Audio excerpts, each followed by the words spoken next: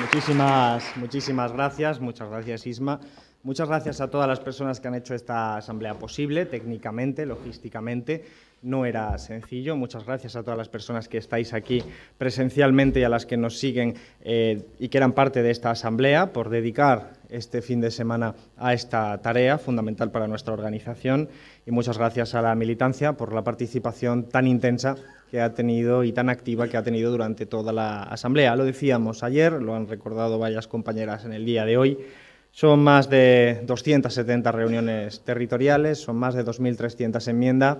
Es quizás una expresión cuantitativa, clara, de la intensidad y de la actividad con la que se ha tenido lugar esta asamblea. Por lo tanto, solo cabe el agradecimiento. Un agradecimiento que también hago extensible, naturalmente, tanto a la militancia como a las personas que forman parte de esta asamblea, por volver a elegirme, por honrarme con esta responsabilidad, nueva y vieja al mismo tiempo, y que me va a permitir expresaros en esta intervención algunas de los comentarios o reflexiones que me ocupa este momento político y también personal. Muchas veces a lo largo de esta asamblea, y no me refiero solo a los 2 días aquí, sino a todo el debate que hemos tenido en los últimos meses, hemos hablado sobre la militancia. La militancia de una organización que, como Izquierda Unida, ha cumplido ya más de 35 años. La casualidad ha hecho que la fundación de Izquierda Unida tuviera lugar apenas unos meses después de que yo naciera, lo que quiere decir que soy una persona de las más jóvenes en su militancia en Izquierda Unida, en comparación con muchas otras que estáis aquí, que nos están siguiendo, que tienen una militancia en Izquierda Unida mucho más prolongada. La circunstancia, sin embargo, que me llevó a afiliarme, creo que expresa muy bien el sentido de lo que es la militancia. No por mi experiencia personal, sino por lo que representa. No recuerdo si alguna vez lo he contado, al menos en los órganos de Izquierda Unida, pero me parece oportuno traerlo aquí a colación, un día en el que se me vuelve a elegir como coordinador, porque para mí al menos representa en gran medida lo que significa esa militancia y qué significa esta organización política. Yo estaba empezando la universidad, tenía inquietudes políticas, me sentía una persona republicana, porque no entendía que una democracia no alcanzara la jefatura del Estado, pero mis principios y valores, cuando cristalizaban en ideas políticas, lo hacían de manera limitada, pero tenía interés en participar, como muchos de vosotros seguro que fueron las mismas razones para activarse en política y militar en Izquierda Unida, así que me asomé a una sede de Izquierda Unida que estaba recién alquilada en mi pueblo, en Rincón de la Victoria, en Málaga, y estaba recién alquilada y no tenía absolutamente nada. Nada quiere decir que no había ningún mueble. De hecho, la primera tarea que me dieron como militante fue a ir con otros compañeros a un vertedero a hacernos con una nevera y una bañera. La nevera funcionaría una vez limpiada como despensa, naturalmente, y la bañera como depósito de agua. Entonces, lo primero que me tocó a mí, un chaval de 17 años entonces, pues fue limpiar una bañera recién sacada del vertedero y una nevera. Esta experiencia para mí significó el sentido de humildad de una organización política en un contexto donde la política empezaba ya también a tener bastante importancia, donde se solía situar a la política como algo privilegiado, como algo que se veía en las series y en la televisión y en las películas. Pero además yo empecé a militar entonces en un pueblo donde cogobernaban el Partido Popular y el Partido Socialista. Era la costa malagueña y en plena burbuja inmobiliaria, y el alcalde era del Partido Popular durante 2 años durante los que la concejalía de urbanismo la ostentaba el Partido Socialista. A los 2 años siguientes se alternaban los roles. Urbanismo era para el Partido Popular y la alcaldía para el Partido Socialista. Era, quizás, desde mi punto de vista, un reflejo de lo que supuso el bipartidismo y su funcionalidad con un modelo de crecimiento que con el tiempo hemos visto que fue un verdadero fracaso desde el punto de vista macro y desde el punto de vista humano. Esto lo cuento porque mi experiencia, mi primera aproximación me dio una enseñanza sobre lo que es la militancia. Solo teníamos un concejal que tenía que resistir las presiones de las grandes constructoras, de las grandes inmobiliarias, de mucho poder económico, sin cobrar un salario. Y esa dificultad fue tan grande que hubo 3 dimisiones durante toda la legislatura porque era muy difícil asumir una situación en la que te podía venir alguien, un cacique del pueblo, y decir: si no haces lo que yo te digo, tu hermano no va a tener trabajo en la vida. Y seguían. y seguían, y se sustituía cuando esa persona ya no podía más, no resistía y le venía a otra persona, ¿no?, a sustituir en la concejalía. Entonces yo no sabía que Izquierda Unida estaba poblada de casos de esta naturaleza. Con el tiempo hemos visto muchas experiencias de lucha contra la corrupción, desde Manuel Fuentes en Seseña, Rosa Pérez en Valencia, muchos más, centenares de compañeros y compañeras, desde lo más local hasta lo más amplio, luchando con la corrupción, contra la corrupción en un momento verdaderamente difícil. Pero si os cuento esto es porque para mí, decía, el sentido de la militancia, a la que siempre se alude para cualquier cosa, para una cosa y para la contraria, tiene un sentido muy especial. Verdaderamente he conocido en este tránsito breve de Izquierda Unida a mucha gente ejemplar, mucha gente que lo ha dado todo, que se ha enfrentado, que ha asumido riesgos de todo tipo, incluso de violencia, pero riesgos laborales, riesgos de toda naturaleza, como bien podéis documentar en vuestras propias experiencias, incluso las personales vuestras. Pero son gente incorruptible. Pero no me quiero centrar en el militante individual, que siempre podemos señalar, sino en el papel de lo colectivo. Es decir, Izquierda Unida tiene un capital simbólico. Somos herederos de una lucha, de un hilo rojo, que podemos retrotraer en el tiempo, incluso si nos ponemos un poco exquisitos a las luchas de Espartaco contra la esclavitud, pero desde luego que en su breve espacio de tiempo de la historia reciente sabemos situar bien en la lucha antifranquista, en la lucha por la democracia republicana, en la lucha por la construcción de la democracia y en ese hilo rojo que tantas veces hemos insistido. Creo que esto no cabe duda porque afortunadamente es algo de sentir popular y que todavía está en la memoria fresca. Pero lo que quiero insistir es en el capital político de Izquierda Unida. Esta organización es más que la suma de las partes. Es más que la suma de los militantes individuales. Nos permite entender que esta organización tiene un conocimiento acumulado, que tiene una experiencia colectiva, que tiene un saber hacer que va más allá de nuestras capacidades. Veráis, cada uno de nosotros sabe poco o mucho de algunas cosas, pero entre todos sabemos bastante de bastantes cosas. Y esto es lo que hace que ese todo sea más que la suma de las partes, de la misma manera que una infraestructura pues es bastante más que la suma de las piedras. En ese sentido, Izquierda Unida tiene un capital político cuya misión histórica es preservarse. Desde mi punto de vista, si me permitís el atrevimiento, esta dirección recién elegida en esta asamblea, la dirección que hemos elegido en la colegiada, mi propia función, tiene el atrevimiento por usar la palabra histórica, tiene la misión de preservar este capital político. Porque es lo que nos une a un militante de Izquierda Unida en Rincón de la Victoria, con un militante en León, con un militante en otras partes de nuestro país o en el exterior militando en Izquierda Unida. Es un capital político fundamental, desde luego es humilde, de acuerdo a las pretensiones políticas que tenemos y a los objetivos que queremos cumplir, pero ese capital político es fundamental para cualquier transformación progresista o socialista de nuestro país.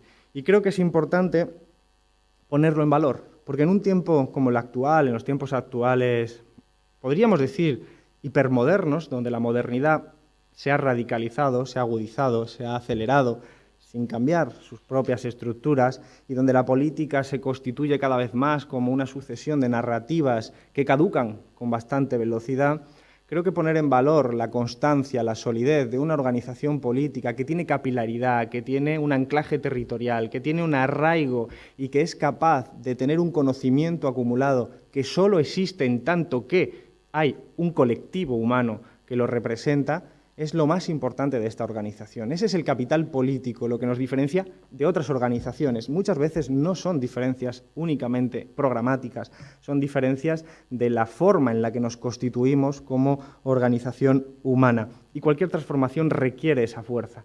Yo quiero ponerlo en valor porque ese capital político no está escrito en la historia que persista para siempre. Y es de nuestros aciertos de lo que depende de que este capital político pueda ser un instrumento de cambio, de transformación social y que no lo despilfarremos, porque no deja de ser sino el lugar donde se han ido depositando las enseñanzas del pasado de mucha gente que ha militado en esta organización. Una organización que, como todo colectivo humano, pierde a gente, compañeros, compañeras, que se van, que fallecen, pero que también incorpora a nuevas personas que se vienen y se incorporan, como hice yo en su momento en Izquierda Unida. Preservar ese capital político, ese nexo que nos une, yo creo que es fundamental. ¿Para qué? Para los retos que tenemos por delante. Y los retos que tenemos hoy en día son distintos, aunque hay algunas continuidades, respecto a los que existían en 1986, cuando se funda Izquierda Unida, o también, naturalmente, con los que existían hace 5 años, cuando yo asumí esta coordinación por primera vez. Podría citar algunos cuantos, porque creo que son oportunos hacerlo, pero desde luego los que voy a citar no agotan la totalidad de los retos, pero también sabemos que en esta circunstancia conviene centralizar y focalizarnos en algunos elementos en particular. Uno de ellos yo quiero traerlo a reflexión porque es el que explica la composición de la colegiada, es el que explica el documento que ha ganado, por qué está constituido y construido de esa manera. Veréis, nosotros tenemos una tradición política que tiene nuestra organización que viene de una crítica a la economía política clásica. Eso quiere decir que se ha hecho desde los mismos parámetros que durante mucho tiempo, mucho tiempo, han negado que el elemento de la producción, el elemento de la economía, tiene 2 prerequisitos: el cuidado de las relaciones sociales y el cuidado del planeta, el feminismo y el ecologismo. Sin el cuidado de las relaciones sociales, sin el cuidado del planeta, no hay producción, no hay economía y no hay vida. Por lo tanto, nuestra organización tiene que asumir el feminismo, en primer lugar, no solo como un elemento adicional en nuestro programa, o ni siquiera como una consigna para la igualdad formal entre hombres y mujeres, sino asumir que nuestra vida no es posible si no sabemos constituir una esfera de cuidados en todos los ámbitos de las relaciones sociales, desde los ámbitos laborales, los ámbitos organizativos, hasta, por supuesto, los ámbitos internos de la vivienda o del hogar.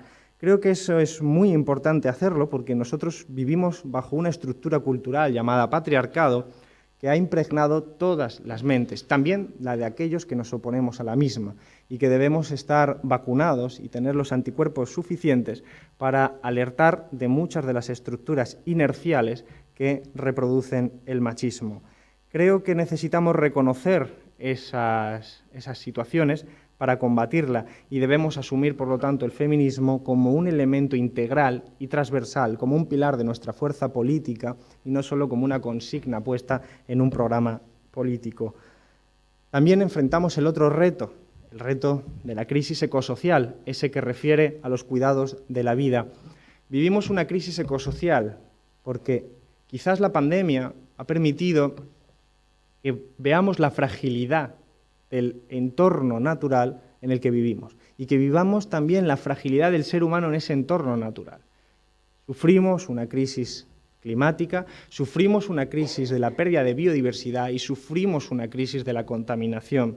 Hacer la paz con el planeta significa ser consciente de la gravedad de todo esto, porque el ser humano forma parte de un ecosistema que está interrelacionado y que por su propia definición existen consecuencias que nos afectan, que muchas veces tienen causas que hemos provocado nosotros como seres humanos. Pero si es una crisis ecosocial y no es una crisis simplemente ecológica, es básicamente porque las consecuencias de estas crisis afectan muy especialmente a los más desfavorecidos, afectan muy especialmente a la clase trabajadora de todo el mundo, afectan especialmente a las familias humildes, a las familias empobrecidas de todas partes del mundo, desde los refugiados climáticos, desde aquellas personas que ven que donde podían cultivar y cosechar ahora no se puede porque ha cambiado el clima debido a la acción del modelo de producción y consumo llamado capitalismo, hasta nuestros barrios y nuestros lugares de trabajo donde evidentemente hay una mayor protección frente a estas consecuencias por parte de los barrios más adinerados y más ricos. Ser conscientes de esto implica también asumir que sin planeta, sin un entorno natural en el que vivir, tampoco hay producción, tampoco hay vida. Incorporar estos 2 elementos no es incorporar una consigna de marketing político, es asumir, es estudiarlo, es profundizar, es darnos cuenta de que efectivamente si no somos capaces de integrar esto, estamos viviendo en una burbuja y las burbujas, como bien sabemos, explotan. Tenemos también encima de la mesa una crisis económica, la segunda crisis económica en una década. La segunda crisis económica sobre un espacio concreto, nuestro país. Un país cuya trayectoria histórica en términos económicos ha sido muy volátil y que, sin embargo, responde a la inserción de una economía en la División Internacional del Trabajo como periferia de la Unión Europea. Y eso nos ha proporcionado, desgraciadamente, muchas vulnerabilidades y muchas fragilidades.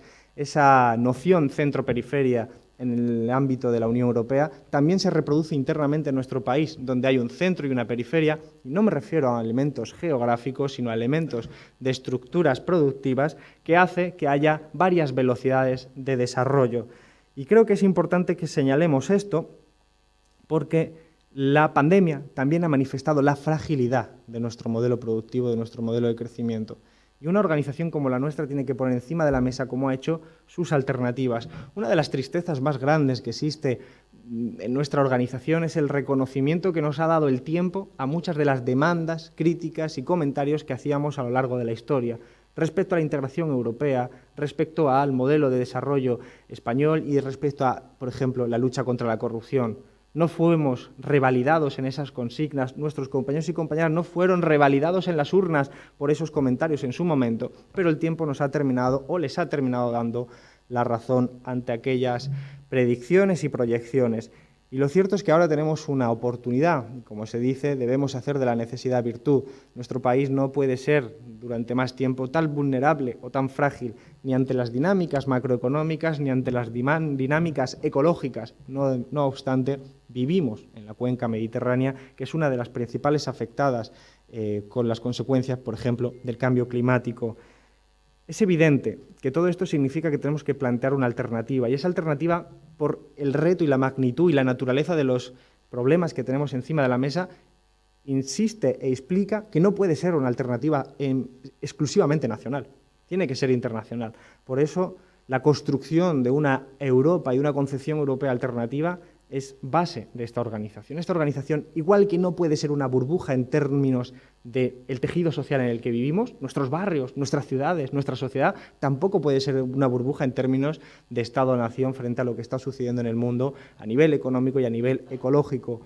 Por eso hay que hacer una mención de agradecimiento al trabajo que hacen los compañeros y compañeras de Izquierda Unida en el ámbito internacional para seguir estrechando lazos con otras fuerzas aliadas, para seguir construyendo alternativas, especialmente en el ámbito europeo, en el trabajo del Partido de la Izquierda Europeo, la vicepresidenta Maite Mola, muchos otros compañeros y compañeras que han estado trabajando incansablemente por seguir tejiendo esas alianzas y seguir mandando el mensaje de que efectivamente hay muchos ámbitos y trabajos de tarea a nivel nacional, pero no podemos perder nunca esa otra óptica.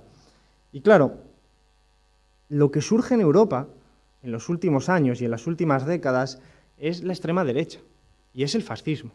El fascismo con otros ropajes, el fascismo como categoría social evidentemente se refiere a cosas que sucedieron en el siglo pasado, pero manifestaciones muy concretas de cosas muy similares las estamos viendo hoy en día.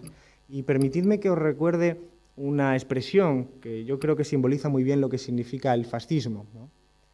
Y se refiere a una metáfora sanitaria que dice que el fascismo es como un cáncer. Cuando está poco desarrollado, es muy difícil diagnosticarlo, pero es muy fácil tratarlo. El fascismo, sin embargo, como los cánceres, cuando está muy desarrollado, es muy fácil diagnosticarlo y mucho más difícil tratarlo.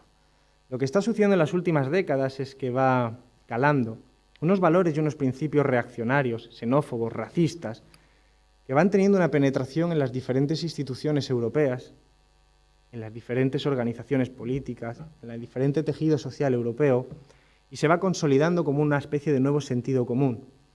Esa ola reaccionaria global también tiene una experiencia y también tiene una expresión en nuestro propio país. Y eso nos lleva a hacer una reflexión sobre lo que está sucediendo en España. En España hemos diagnosticado, hemos teorizado en esta organización política, en Izquierda Unida, que vivimos una crisis de régimen, pero vivimos también, muy particularmente como expresión de crisis de régimen, el crecimiento de la ola reaccionaria, una expresión singular de esa ola reaccionaria global en nuestro país. Todavía hoy, en el año 2021, se discute si en España hubo en algún momento revolución liberal en la historia reciente de nuestro país.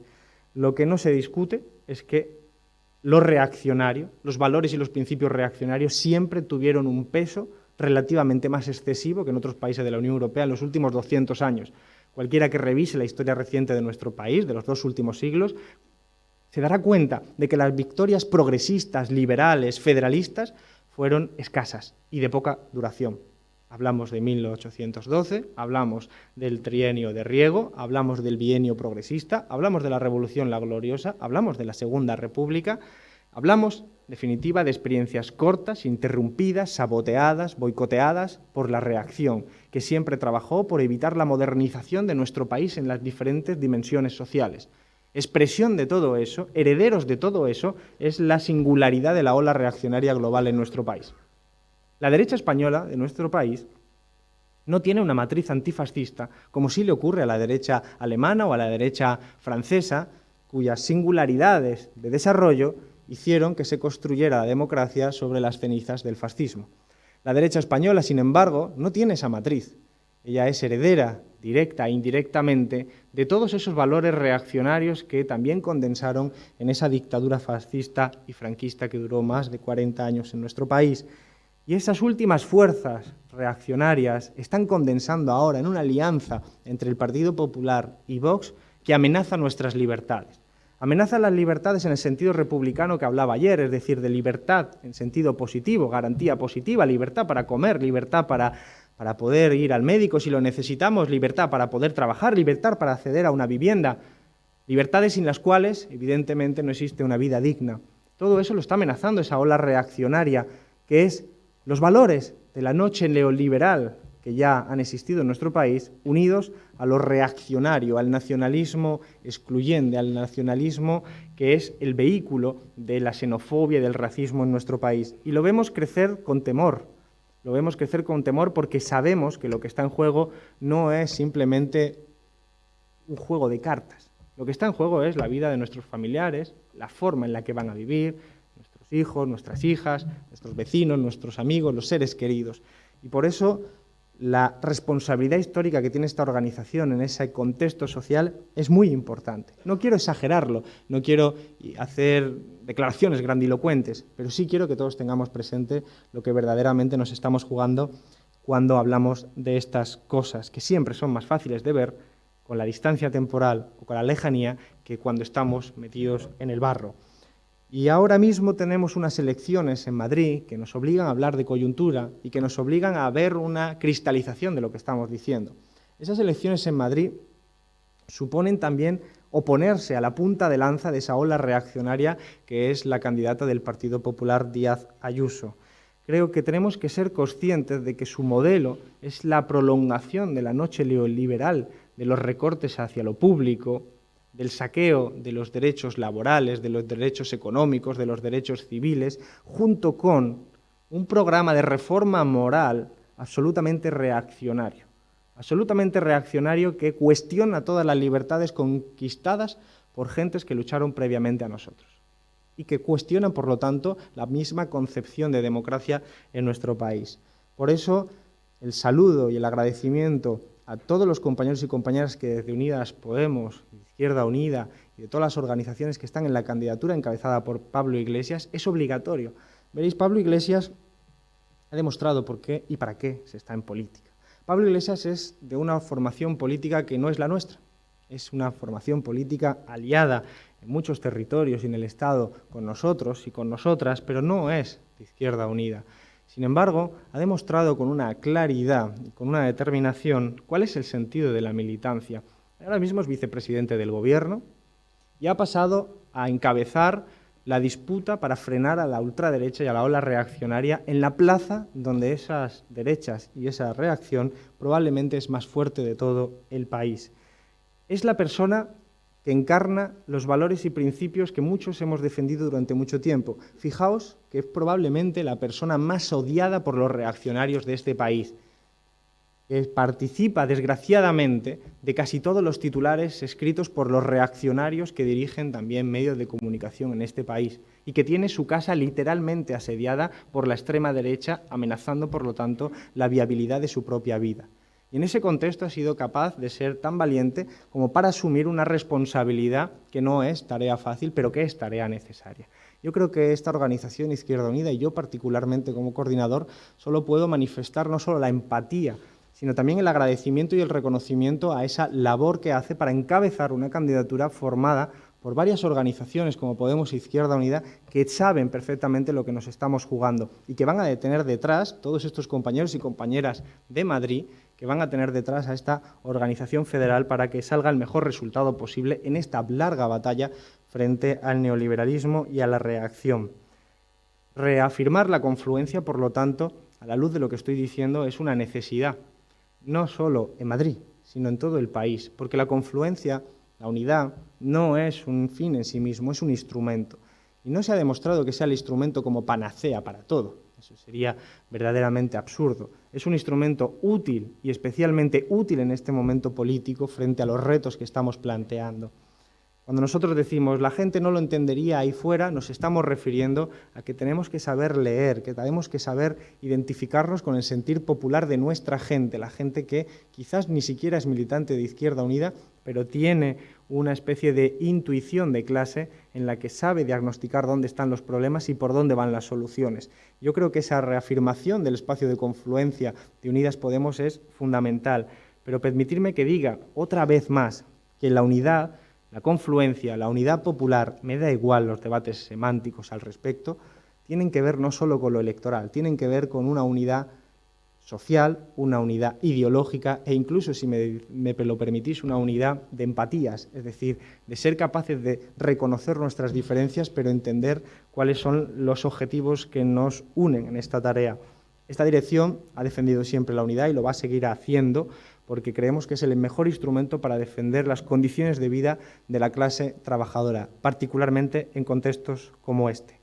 Y quiero terminar ya planteando qué es lo que explica por qué este documento se llama República, avanzando hacia la República, porque creo que gran parte de las soluciones pasan por el republicanismo. El republicanismo, vuelvo a insistir, no entendido solo como democratización de la jefatura del Estado, sino como un principio de política básico, un principio de política clásica que debe cubrir todos los ámbitos y dimensiones de nuestra vida política. Creo que lo debe cubrir en el ámbito territorial. Hemos defendido el republicanismo federal. El republicanismo que significa que entendemos que nuestro país es diverso en lo identitario, que hay quienes se sienten de una nacionalidad y hay quienes se sienten de otra nacionalidad distinta. Y que nosotros sabemos, por lo práctico que es nuestra organización, que la mejor respuesta es construir unitariamente unas instituciones, un Estado, que nos permita identificarnos con lo que nos dé la gana y trabajar conjuntamente por la cohesión social, por la mejora de vida de la clase trabajadora. Y por eso una reflexión añadida histórica. Cuando el republicanismo federal fue defendido por los andaluces en el siglo XIX, a finales del siglo XIX, a las puertas de la Revolución La Gloriosa, cuando las gentes de Cádiz, de Málaga o de Sevilla salieron a defender el republicanismo federal, no lo hacían con los mismos parámetros que a veces se escucha en la televisión desde un punto de vista formalista o administrativo, de qué constitución es mejor, qué artículo era mejor. Lo hacían porque entendían que el republicanismo era una esperanza política que resolvía sus problemas cotidianos, problemas que tenían que ver con los impuestos que se les hacían los terratenientes, con los impuestos que le hacía la clase política dominante en ese momento, con determinadas prerrogativas que tenía el Estado para mandar a los más pobres a la guerra, y que en última instancia tenían que ver con las cosas del comer.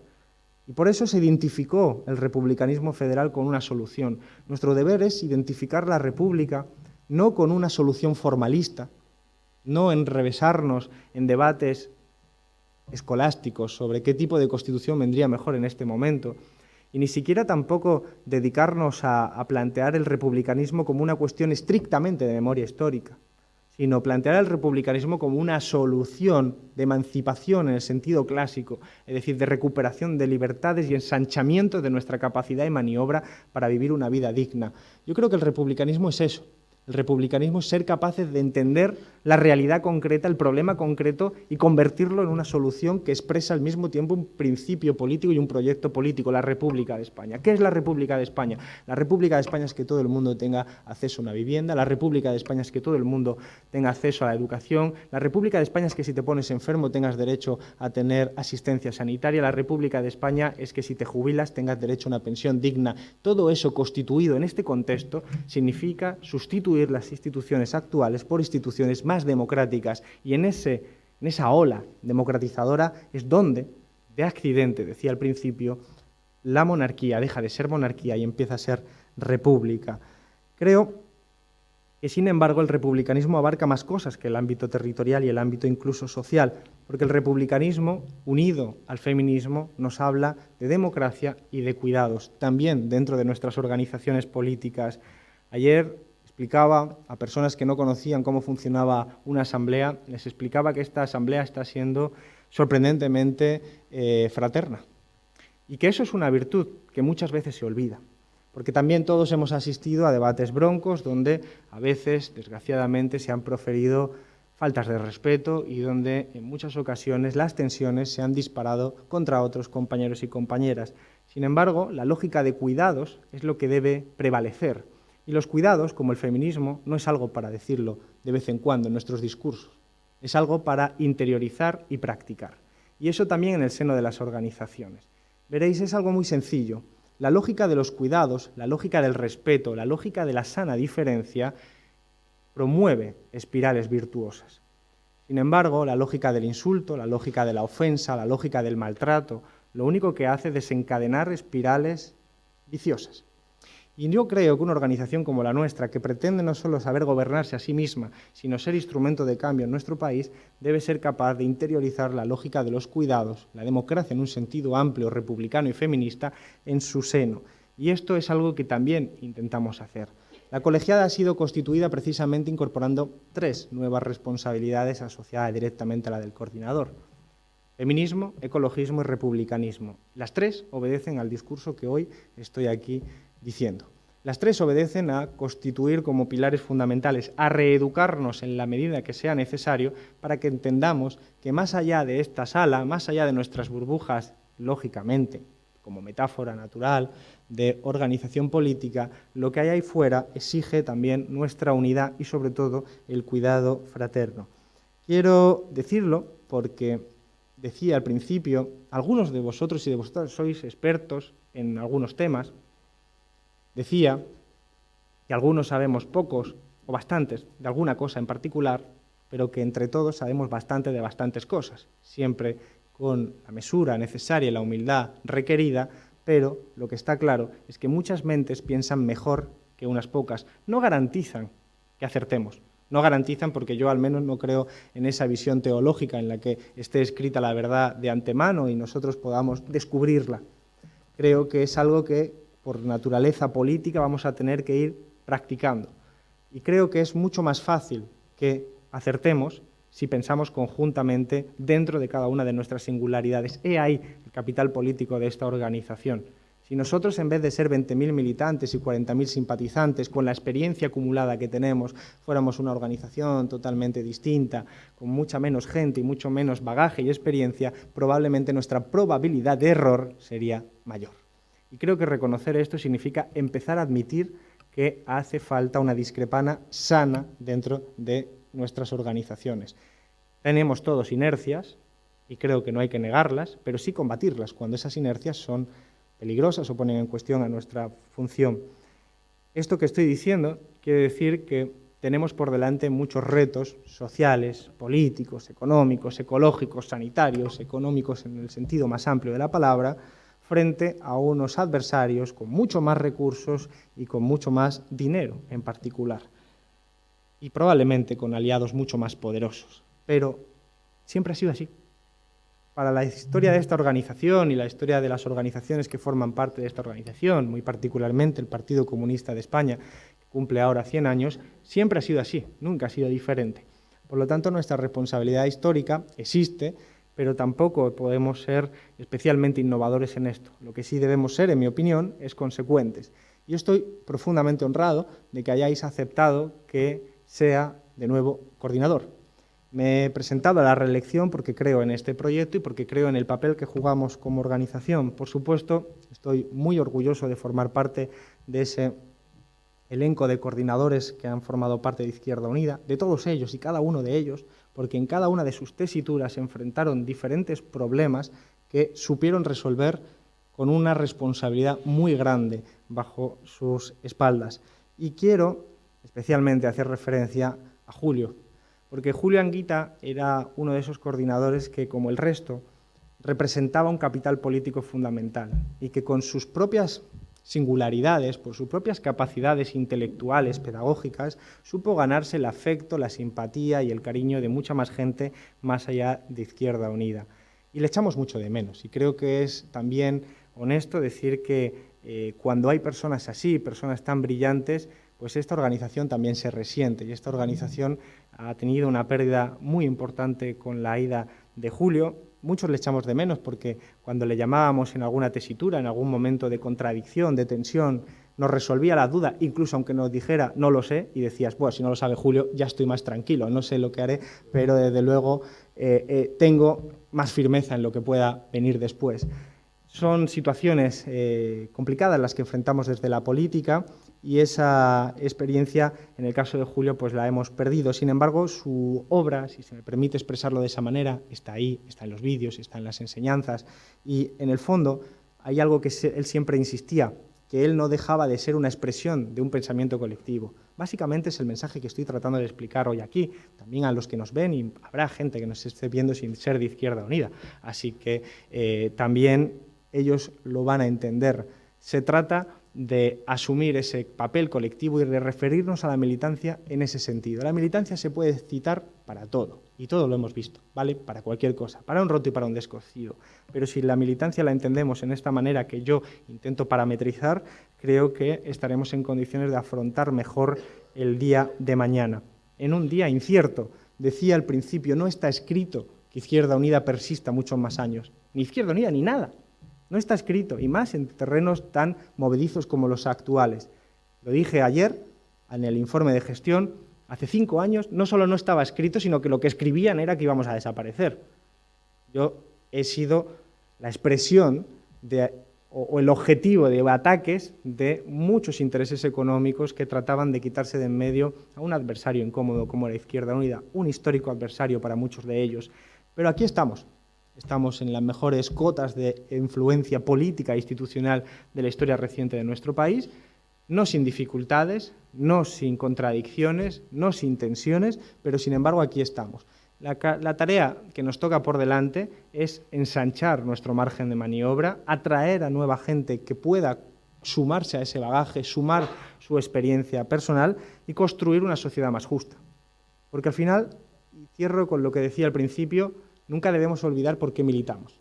Yo a veces, en momentos de tensión, y sabéis que hemos vivido mucho, alguien decía ayer que no recordaba cuántas elecciones habíamos vivido en el último año, yo tampoco, no sé cuántas son, y si dices el último año, pues todavía puedes hacer un cálculo, pero los últimos 5, si lo intentáis responder en 30 segundos, os equivocáis, con casi toda seguridad. Lo cierto es que ha habido momentos muy, muy difíciles y momentos de muchas tensiones, también tensiones internas, en las que verdaderamente uno quería citar continuamente a Estanislao Figueras y por respeto a la audiencia no lo haré aquí. Pero lo cierto es que en esos momentos es cuando uno creo que debe pisar más el suelo y preguntarse por qué se afilió a Izquierda Unida. Y preguntarse qué es lo que te motivó y si esa fuerza, ese motor sigue vivo. Yo creo que sigue vivo. Creo que sigue vivo porque la sociedad no solo necesita una organización política y unos valores y principios que cristalicen en instituciones, sino que desde luego lo necesita más que nunca.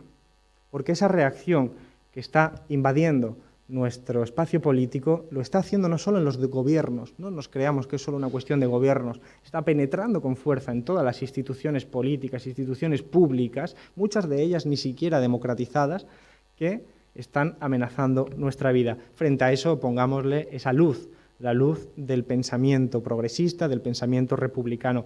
Nuestro proyecto político es el correcto, en mi modo de entenderlo. Nuestros programas políticos están hechos por gente maravillosa, con un conocimiento técnico espectacular.